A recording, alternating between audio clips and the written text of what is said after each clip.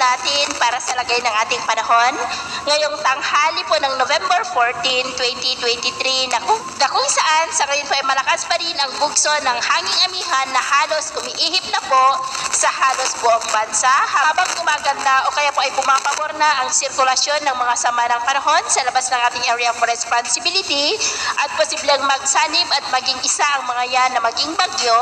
at papasok na sa ating PAR bago mag-weekend at tatawagin ko yan sa local name na Bagyong Kabayan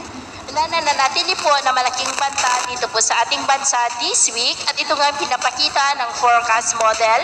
na atin pong ginagamit hanggang po sa susunod na 2 linggo.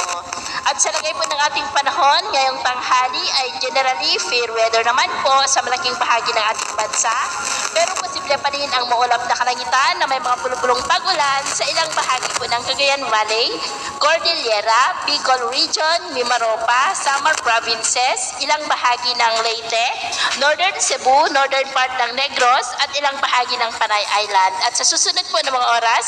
ay mas maraming lugar na po dito sa ating bansa ang makakaranas ng maulap na kalangitan na may mga pulupulong pag-ulan. Kaya kung lalabas po tayo sa ating mga tahanan ay ugaliin po natin lagi ang magdala ng kahit anong panangga natin sa init ng araw at protection na rin po sa mga biglaang buhos ng ulan.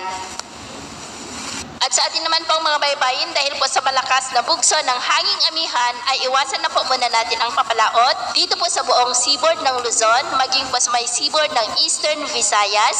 dahil ang mga alon po dyan ay posibleng aabot hanggang po sa 2 to 4 meters height. Iwasan na po muna natin ang papalaot sa mga may kulay pula para po mas makaiwas sa mga sakunang